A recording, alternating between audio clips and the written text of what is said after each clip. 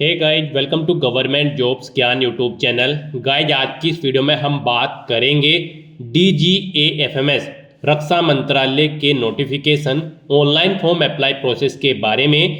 जी हाँ दोस्तों, directorate general of armed forces medical services DGAFMS ने ग्रुप सी के खाली पदों को भरने के लिए नोटिफिकेशन रिलीज किया है। कैसे आप इस भर्ती के लिए अपने फॉर्म अप्लाई कर सकते हो बिना कोई मिस्टेक किए हुए, इसकी पूरी जानकारी हम आपको स्टेप बाय स्टेप रजिस्ट्रेशन से लेकर प्रिंट तक इस वीडियो में देंगे।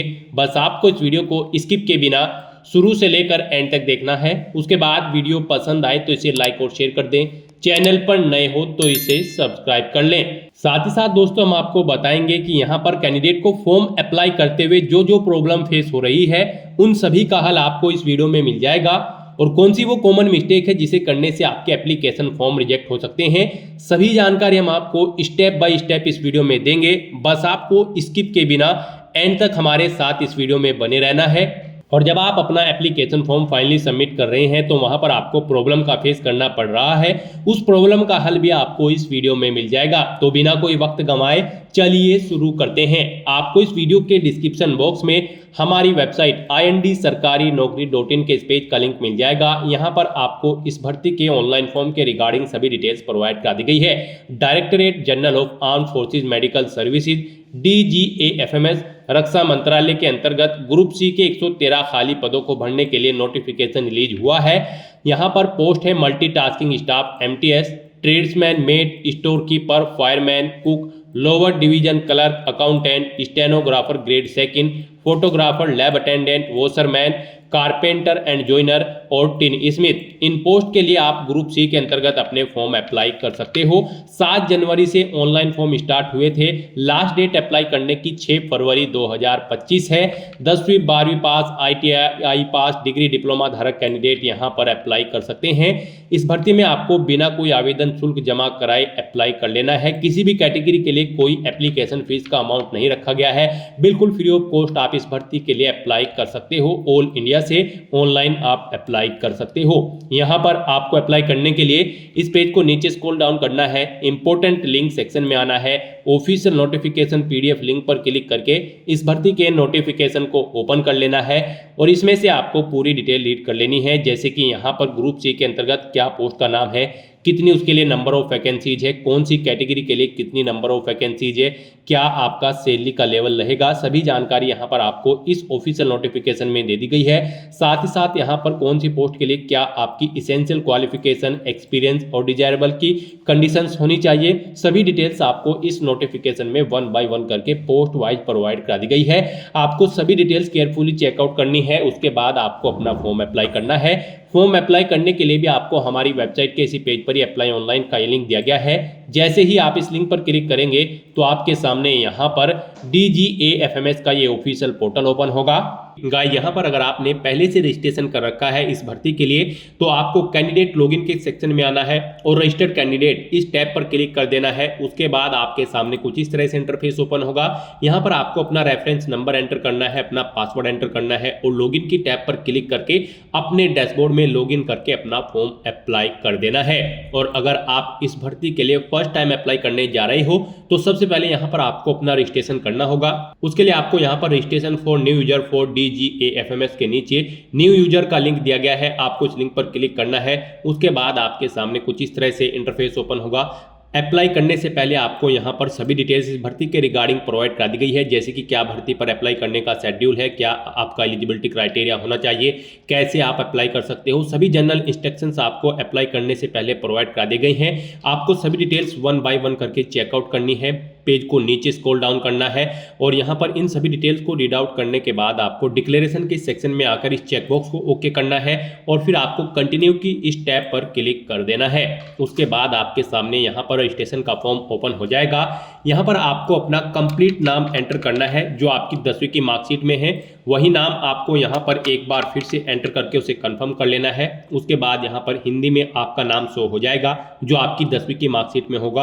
आपके इस नेम के अकॉर्डिंग नेक्स्ट यहाँ पर आपसे पूछा गया है कि क्या आपने कभी अपना नाम चेंज किया है 10वीं के बाद, अगर किया है तो इस चेकबॉक्स को ओके करें, फिर यहाँ पर ओके सिलेक्ट करें और फिर यहाँ पर चेंज नेम आप एंटर कर दें। और अगर नहीं किया है तो आपको इस चेकबॉक्स को ओके नहीं करना है और उसके बाद यहाँ पर आपको अपने फादर का नाम एंटर कर देना है। वही नाम आपको एक बार फिर से एंटर करके उसे कंफर्म कर लेना है। हिंदी में आपके फादर का नाम आपको शो हो जाएगा ऑटोमेटिकली। फिर यहाँ पर आपको अपनी मदर का नेम एंटर करना है। उसके बाद आपको अपनी मदर का नेम भी वेरीफाई कर लेना है, एक बार फिर से एंटर करके हिंदी में भी आपका सामने आपकी मदर का नेम शो हो जाएगा। फिर यहाँ पर आपको अपना मैरिटल स्टेटस बताना है, आप मैरिड हो या फिर सिंगल।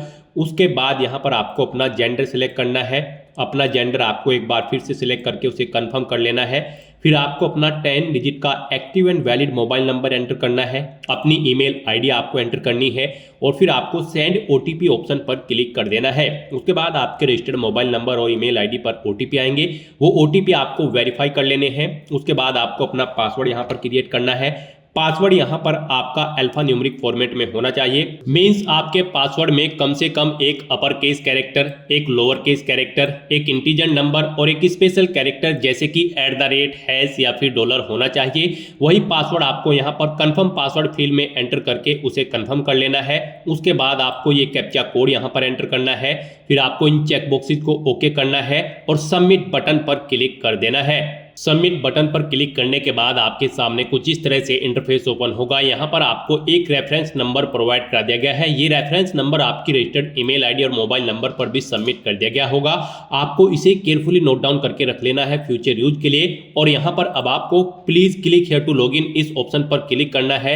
उसके बाद आपके सामने लॉगिन का पोर्टल ओपन होगा। यहाँ पर आपको अपना ये रेफरेंस नंबर एंटर करना है, अपना पासवर्ड आपको एंटर करना है जो आपने क्रिएट किया था और लॉगिन की स्टेप पर क्लिक करके लॉगिन कर लेना है। लॉगिन करने के बाद आपके सामने यहाँ पर इंपोर्टेंट इंस्ट्रक्शंस एक बार फिर से ओपन हो चुके हैं। आपको इन्हें रीड आउट कर लेना है, पेज को नीचे स्क्रॉल डाउन करना है और कंटिन्यू ऑप्शन पर आपको क्लिक कर देना है। उसके बाद आपके सामने यहाँ पर आपका एप्लीकेशन फॉर्म ओपन हो जाएगा। यहाँ पर आपको कुछ चीजें ऑटोमेटिकली फिल मिल गई है जो आपने रजिस्ट्रेशन टाइम पे फिल की थी।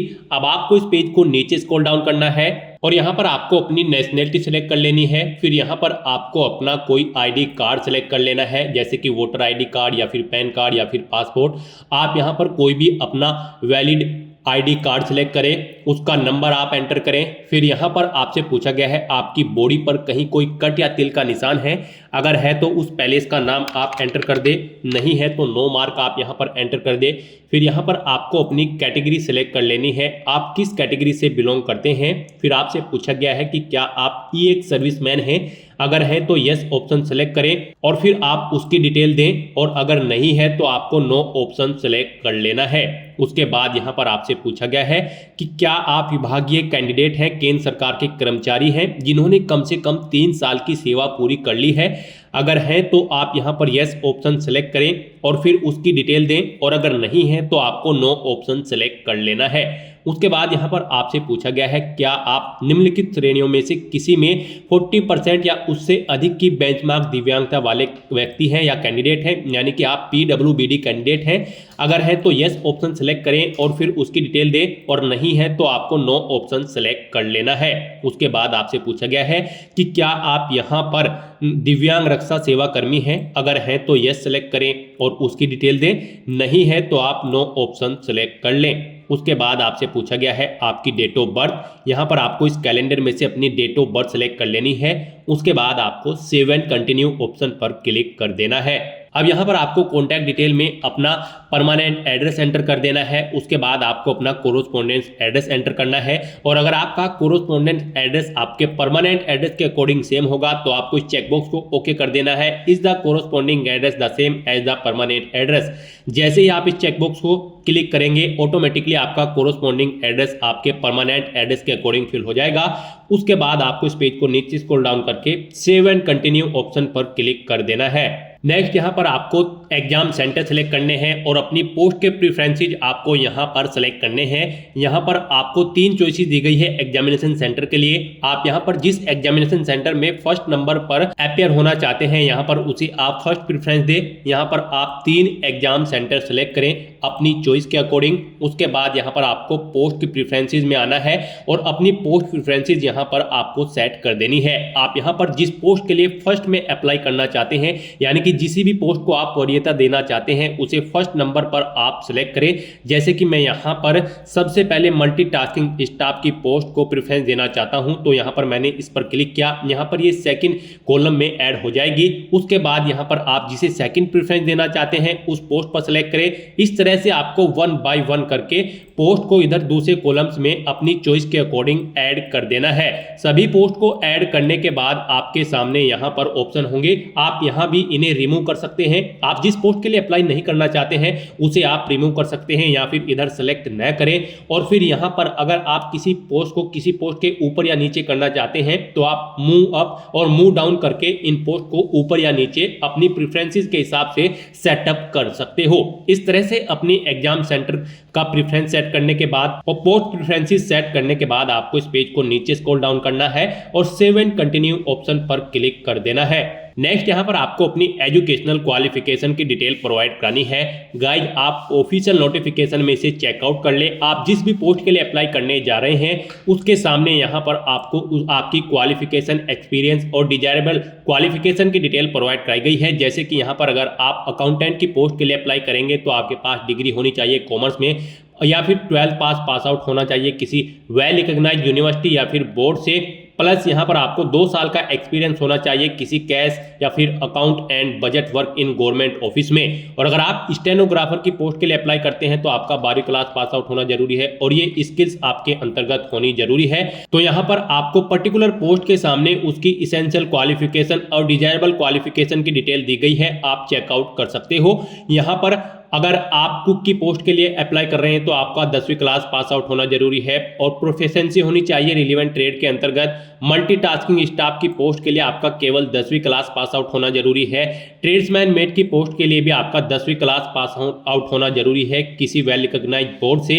और यहाँ पर आपके पास अप्रेंटिसशिप का सर्टिफिकेट होना जरूरी है इन ट्रेड्स के अंतर्गत, जैसे कि fitter, welder, watch repair, black smith, moulder, cutler, painter, tin smith. इस तरह से आप यहाँ से पर्टिकुलर पोस्ट की सभी डिटेल्स एजुकेशनल क्वालिफिकेशन की चेकआउट करें और फिर यहाँ पर आप अपनी एजुकेशनल क्वालिफिकेशन की डिटेल फिल आउट कर दें। यहाँ पर आपको सबसे पहले अपनी 10वीं क्लास की डिटेल फिल करनी है। सबसे पहले यहाँ पर आपको सिलेक्ट करना है अपनी 10वीं क्लास में आपने 10वीं क्लास पास आउट की है या फिर उसके इक्विवेलेंट कोई एग्जाम आपने पास आउट किया है। फिर आपको यहाँ पर बोर्ड का नाम देना है जिस बोर्ड से आपने अपनी 10वीं क्लास पास आउट की है। सब्जेक्ट आपके पास कौन कौन से थे, साइंस स्ट्रीम, आर्ट स्ट्रीम या फिर कॉमर्स, आप यहाँ पर एंटर करें। उसके बाद यहाँ पर कब आपने पास आउट किया है वो डेट आप यहाँ पर सेलेक्ट करें। उसके बाद यहाँ पर आपने कितने मार्क्स ऑब्टेन किए हैं वो आप एंटर करें। टोटल कितने मार्क्स थे जिसमें से आपने मार्क्स ऑब्टेन किए हैं वो आप एंटर करें। इनके अकॉर्डिंग यहाँ पर आपकी परसेंटेज कैलकुलेट होकर आपके सामने शो कर दी जाएगी। उसके बाद यहाँ पर आपको ऐसे ही 12वीं क्लास की डिटेल फिल आउट कर देनी है। फिर आपको यहाँ पर अपनी ग्रेजुएशन की डिटेल प्रोवाइड करानी है। ग्रेजुएट डिग्री की डिटेल फिल करने की जरूरत केवल उन्हीं कैंडिडेट को है अगर आप किसी पोस्ट के लिए अप्लाई करने जा रहे हो और उस पर अप्लाई करने के लिए आपके पास ग्रेजुएशन की डिग्री होनी जरूरी है, तभी आप यहाँ पर ग्रेजुएशन की डिटेल दें। नहीं तो आप इस सेक्शन को खाली भी छोड़ सकते हैं। अगर आप ग्रेजुएशन से रिलेटेड पोस्ट के लिए अप्लाई नहीं कर रहे हो तो यहाँ पर आपको सबसे पहले अपनी यूनिवर्सिटी, कॉलेज या इंस्टीट्यूट का नाम देना है। पासिंग ईयर आपको सिलेक्ट कर लेना है। फिर कितने मार्क्स आपने ऑब्टेन किए हैं वो एंटर करें। टोटल कितने मार्क्स थे जिसमें से आपने मार्क्स ऑब्टेन किए हैं वो एंटर करें। इनके अकॉर्डिंग आपकी परसेंटेज कैलकुलेट होकर आपके सामने शो हो जाएगी। फिर यहाँ पर आपको अपने डिप्लोमा की डिटेल प्रोवाइड करानी है। अगर आपको किसी पोस्ट पर अप्लाई करने के लिए डिप्लोमा की रिक्वायरमेंट है तो आप डिप्लोमा की डिटेल यहाँ पर दें। जैसे कि यहाँ पर आप सबसे पहले इंस्टीट्यूट का नाम दें जिससे आपने अपना डिप्लोमा कंप्लीट किया है। जैसे कि कोई आईटीआई का डिप्लोमा आपने फिटर, वेल्डिंग या जिस भी ट्रेड में किया है उसकी डिटेल आपको यहाँ पर देनी है। फिर यहाँ पर आप सब्जेक्ट का नाम एंटर करें जिसमें आपने अपना ये डिप्लोमा कंप्लीट किया है। कब पास आउट किया है वो डेट सेलेक्ट करें। कितने मार्क्स आपने ऑब्टेन किए हैं वो एंटर करें। मैक्सिमम कितने मार्क्स थे जिसमें से आपने मार्क्स ऑब्टेन किए हैं वो एंटर करें। आपकी परसेंटेज इन मार्क्स के अकॉर्डिंग कैलकुलेट होकर आ जाएगी। फिर यहाँ पर अगर आपने कोई एडिशनल क्वालिफिकेशन कर रखी है, जिस भी पोस्ट के लिए यहाँ पर आपको एडिशनल क्वालिफिकेशन रिक्वायर्ड है, तो उसकी डिटेल यहाँ पर आपको देनी होगी। फायरमैन की पोस्ट के लिए आपसे पूछा गया क्या आपने राज्य अग्निशमन सेवा या किसी मान्यता प्राप्त संस्थान से अग्निशमन का प्रशिक्षण लिया है, तो यहाँ पर आपको यस ऑप्शन सेलेक्ट करना है। उसके बाद आपसे यहाँ पर पूछा गया है क्या आपने निम्नलिखित में से किसी एक ट्रेड में अप्रेंटिसशिप या योग्यता पूरी की है, tradesman, mate, fitter, welder, watch repair, black smith, moulder, cutler, painter, इनमें से यहाँ पर ये ट्रेड्समैन मेट की पोस्ट के लिए रिक्वायर्ड है, तो यहाँ पर आपको यस ऑप्शन सेलेक्ट करना है। इस तरह से आपको अपनी क्वालिफिकेशन की डिटेल अपनी पोस्ट की रिक्वायरमेंट के हिसाब से फिलअप कर देनी है और फिर आपको सेव एंड नेक्स्ट ऑप्शन पर क्लिक कर देना है। नेक्स्ट यहाँ पर आपको अपने वर्क एक्सपीरियंस की डिटेल प्रोवाइड करानी है। यहाँ पर जिस पोस्ट के लिए एक्सपीरियंस रिक्वायर्ड है तो आपको अपने एक्सपीरियंस की डिटेल प्रोवाइड करानी है। यहाँ पर आपसे पूछा गया है क्या आपको कार्य अनुभव है, एक्सपीरियंस है, अगर है तो आप यस ऑप्शन सेलेक्ट करें, नहीं है तो आप नो ऑप्शन सेलेक्ट करें और फिर सेव एंड कंटिन्यू ऑप्शन पर क्लिक कर दें। और अगर आपको एक्सपीरियंस है तो आप यहाँ पर यस ऑप्शन सेलेक्ट करें, फिर अपने एक्सपीरियंस की डिटेल आप यहाँ पर दें। यहाँ पर आप सबसे पहले ऑर्गेनाइजेशन का नाम बताएं जिसमें आप कार्यरत थे या फिर कार्य कर रहे हो, नौकरी की भूमिका, जॉब रोल आप अपना एंटर करें, डेट ऑफ ज्वाइनिंग, कब आपने ज्वाइन किया था वो डेट आप यहाँ पर सिलेक्ट करें। और अगर आप यहाँ पर आपका वर्तमान में भी जॉब कर रहे हैं तो यस करें, नहीं कर रहे हैं तो आपको नो ऑप्शन सिलेक्ट करना है। और फिर जिस डेट को आपने जॉब छोड़ी है वो डेट आपको इस कैलेंडर में से सिलेक्ट कर लेनी है। फिर आपके एक्सपीरियंस का समय इन डेट्स के अकॉर्डिंग कैलकुलेट होकर आपके सामने शो हो जाएगा। फिर आप यहाँ पर अपना पे लेवल एंटर करें। उसके बाद अगर आपको एक से ज्यादा जगह वर्किंग एक्सपीरियंस है तो आप ऐड की स्टेप पर क्लिक करें, एक और रो यहाँ पर ऐसी ही ऐड हो जाएगी और आप अपने एक्सपीरियंस की डिटेल उसमें प्रोवाइड करा दें। आपके एक्सपीरियंस का टोटल टाइमिंग इन डेट्स के अकॉर्डिंग कैलकुलेट करके यहाँ पर आपको ईयर, मंथ और डेज में प्रोवाइड करा दिया जाएगा। इस तरह से आपको अपने एक्सपीरियंस की डिटेल प्रोवाइड करानी है और फिर आपको सेव एंड कंटिन्यू ऑप्शन पर क्लिक कर देना है। नेक्स्ट यहाँ पर आपको अपना फोटो अपलोड करना है। गाइस यहाँ पर आपका फोटो 20 KB से 1 MB के बीच में होना चाहिए, जेपीजी या फिर जेपीजी फॉर्मेट में। फोटो खिंचवाते समय आपको अपने सर पर कोई कैप या टोपी नहीं लगानी है, चश्मा नहीं लगाना है और चेहरा आपका साफ दिखाई देना चाहिए। धुंधली फोटो यहाँ पर आपकी रिजेक्ट कर दी जाएगी। फोटो का साइज आपका 3.5 सेंटीमीटर विड्थ और 4.5 सेंटीमीटर हाइट होनी चाहिए। यहाँ पर कैंडिडेट आपको इस सेक्शन में केयरफुली अपने ये डॉक्यूमेंट अपलोड करने हैं, फोटो, सिग्नेचर और डॉक्यूमेंट। अगर आप इस सेक्शन में गलती करेंगे, दी गई गाइडलाइंस के अकॉर्डिंग अगर आप अपने ये डॉक्यूमेंट, फोटो, सिग्नेचर और डॉक्यूमेंट अपलोड नहीं करेंगे तो यहाँ पर आपके आवेदन निरस्त भी किए जा सकते हैं। तो यहाँ पर अब आपको अपना फोटो अपलोड करना है। आपको चूज फाइल बटन पर क्लिक करना है, अपना फोटो आपको सेलेक्ट कर लेना है और अपलोड के इस बटन पर क्लिक करके अपना फोटो अपलोड कर देना है। उसके बाद आपको इस पेज को नीचे स्क्रॉल डाउन करके सेव एंड कंटिन्यू ऑप्शन पर क्लिक करना है। नेक्स्ट यहाँ पर आपको अपने सिग्नेचर अपलोड करने हैं। यहाँ पर आपके सिग्नेचर 10 KB से 1 MB के बीच में होने चाहिए, जेपीईजी या फिर जेपीजी फॉर्मेट में। यहाँ पर आपके सिग्नेचर पूरे होने चाहिए। आपको यहाँ पर भी चूज फाइल बटन पर क्लिक करना है, अपने सिग्नेचर को सिलेक्ट कर लेना है और अपलोड बटन पर क्लिक करके उन्हें भी आपको अपलोड कर देना है। अपने सिग्नेचर अपलोड करने के बाद आपको पेज को नीचे स्क्रॉल डाउन करना है, सेव एंड कंटिन्यू ऑप्शन पर क्लिक करना है। उसके बाद आपको अपने डॉक्यूमेंट यहां पर अपलोड करने होंगे। उसके बाद यहां पर आपके सामने कुछ इस तरह से इंटरफेस ओपन होगा। गाइस यहां पर आपको अपना आईडी कार्ड, 10वीं क्लास का सर्टिफिकेट, 12वीं क्लास का सर्टिफिकेट, ग्रेजुएशन का सर्टिफिकेट, डिप्लोमा सर्टिफिकेट, आपकी पोस्ट की रिक्वायरमेंट के हिसाब से यहां पर आपको अपने सर्टिफिकेट अपलोड करने होंगे। एडिशनल डिग्री कोर्स या सर्टिफिकेट है तो आप वो भी अपलोड करें, कास्ट सर्टिफिकेट अपलोड करें, वर्क एक्सपीरियंस अगर आपको है तो उसका सर्टिफिकेट भी आप अपलोड करें। यहां पर ये डॉक्यूमेंट की लिस्ट आपकी पोस्ट जो आपने सेलेक्ट की है उसकी रिक्वायरमेंट के हिसाब से यहां पर आपके सर्टिफिकेट आपसे अपलोड करने के लिए मांगे जाएंगे। आपको यहां पर इन्हें अपलोड करना है। इसके लिए भी आपको गाइडलाइन दी गई है। यहां पर आप अपलोड करने से पहले अपने दस्तावेजों की जांच और सत्यापन कर ले। आपकी जो डॉक्यूमेंट की फाइल होगी उनके नाम में कोई स्पेशल कैरेक्टर नहीं होने चाहिए। यहां पर आपकी पीडीएफ फाइल का साइज 20 KB से 1024 KB यानी कि 1 MB के बीच में होना चाहिए और आपकी ये फाइल केवल पीडीएफ फॉर्मेट में होनी चाहिए। तो यहां पर भी आपको अपलोड बटन पर क्लिक करना है, चूज फाइल बटन पर क्लिक करना है, फाइल को सेलेक्ट कर लेना है पीडीएफ फॉर्मेट में और फिर आपको इस चेकबॉक्स को ओके करना है और अपलोड बटन पर क्लिक करके अपने इन सभी डॉक्यूमेंट्स को आपको 1 by 1 करके अपलोड कर देना है। इस तरह से अपने सभी डॉक्यूमेंट अपलोड करने के बाद अब आपको सेव एंड कंटिन्यू ऑप्शन पर क्लिक कर देना है।